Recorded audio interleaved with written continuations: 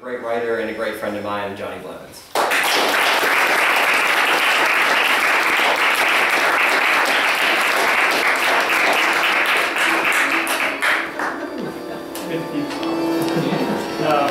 Wrong blog, wrong blurb, whatever.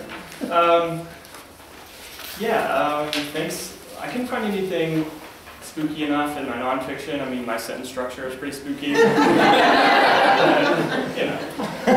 This is good enough. My friend's in the room, and we grew up together. We're kind of fucked up, and she loves cats, and I'm really allergic to them, so I'm always curious about them. So I thought, what's her latest cat's point of view? And how can I exaggerate that as much as possible? So it's called Call Me Wednesday. Like Shield doubles as a mobile podium. Call me Wednesday, but I won't answer to it.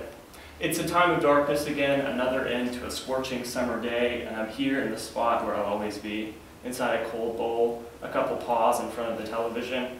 Just mush my gray fur into the slick, white porcelain, push hard enough to feel the cool through my mats.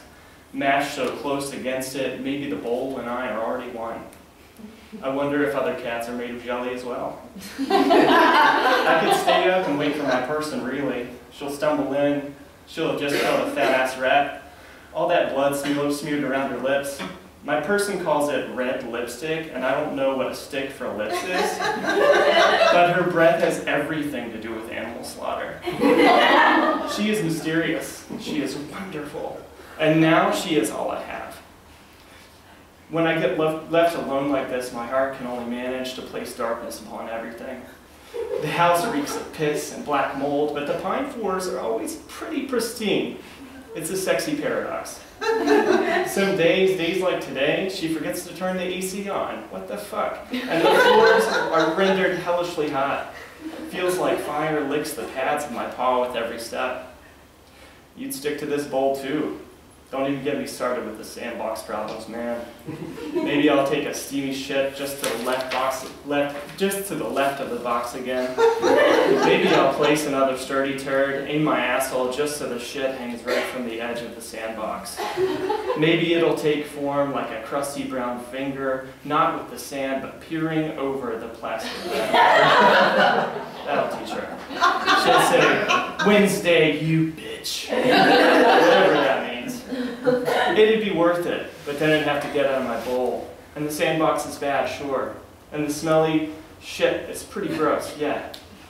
But the certainty of this place, the security, the light, sounds and colors radiating from the television, it's not the dark world I was used to. 4 months ago. The people have stopped walking the sideways, the day rendered defenseless tonight. The people have stopped taking the rattling, heavy stomps on our bed ceiling. A brittle sheet of one thin metal step. In the time of darkness, telephone pole lights cast shadows from the lurking stray dogs against the sparkling snow and lifeless leaves. The same hungry dogs who make eyes at my hungry babies from across the street. In the time of light, the blacktop shimmers with salt against slush like frozen water and sand.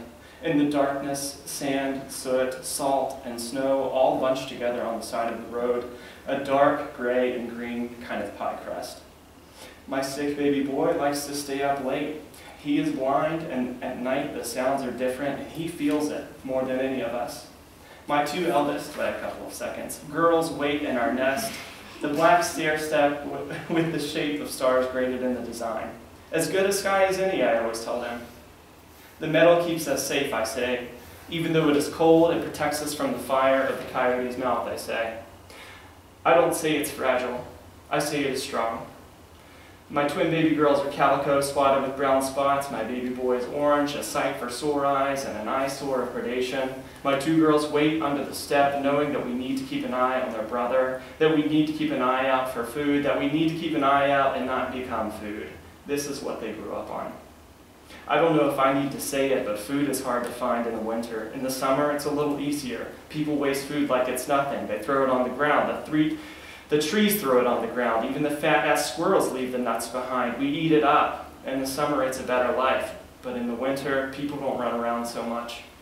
They don't offer up any food. Every molecule becomes slower. Even the rats, a little less often poking their heads out of the nests. We try not to starve. It's times like these I wish we were squirrels, not cats. I wish I could kill a squirrel, save its meat for my babies, and sometimes I wish I were just some other creature. Maybe a beaver hidden in the dam, a fish under the ice, a person, and a burger. I wish I could eat the moss off a tree, twigs, maybe wolf down some bark and call that a meal. Not that we haven't tried, but instead we search for small rodents. I fight the dogs for my children's lives every day. I fight for the rodents, I fight for any sort of meal, the way my mother died fighting for me. We find shelter, huddled together under that staircase, and bless its cool metal feel. This is better than the shelter of a hole in a tree, better than hiding under a rock, tunnels in the snow, and the leaves like the monsters we know. We have a home at least. We huddle together. We are warmer than we would be. I come back to our spot, stand between the boy and the girls. I look back at them thinking of all the times they wanted to have something more. I can see on their faces they are sleepy. I want to give them more, maybe a fish, maybe a fire. I want to shine the light of humans' fire, the kind of fire I find through the windowsills on their pink little noses. But all that, all my dreams, the fire nearly every day receives its nicely dousing at the giggle of the dogs. I grab my son's scruff, time to go inside, he knows, but he never sees it coming. The girls sigh with relief. To be used to the near sight of death, to be so accustomed to hiding from a thing that wants nothing more than to destroy them whole, what a life. They think, at least now I can sleep. The dogs pinch our refuge, try to make their heads grow small enough to reach inside the step and eat us up. Death places its head in our very home nearly every night, especially in the winter, and it squishes between the rectangles at the edges of the step. I can smell its breath, the breath of consumed skulls, hearts, and muzzles, this odor, this bird-free smell of winter killing. It is the most chilling. I claw at her face. Back off, back off! Stay away from this place and never come back, I hiss. She yelps, growls a little louder. I wonder whether she is always the same beast or that same monster quickly heals the scarves and comes back for more carves to her face. I claw at her some more, her spit from her snapping jaw plinking against my gray fur. I claw at her again. My babies fall asleep in the chaos, the little boy wide awake. He will sleep during the day. After all, he is blind, so what does any of it matter? I claw at the pooch's face for our freedom. I claw at her for our fire. I claw at her because this world should be for all of us. And at last she gives up, only to come back tomorrow. So quick intermission. Wednesday's babies die. She obviously goes crazy. She has the little boy left over. Instead of going farther, instead of going on, I decide to turn around. I have figured out what I must do. This world is not going to get any easier. This world is not going to have any less fire, any more cold, like the first blizzard of season. My girls and my 6 baby boy huddled together. I march back to our metal stair step, our home. I look at the white, sifting snow globe in the sky, moving over this cement. It is somehow suspended like a bird in snow flight. It hangs itself, free of concern, free of worry. It makes more snow, sometimes rain, fall, and flood on our home, what was our home.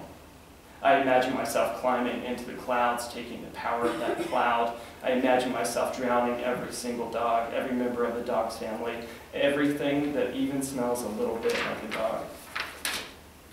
But I am powerless. I am nothing to this world. I have killed my baby girls, not them.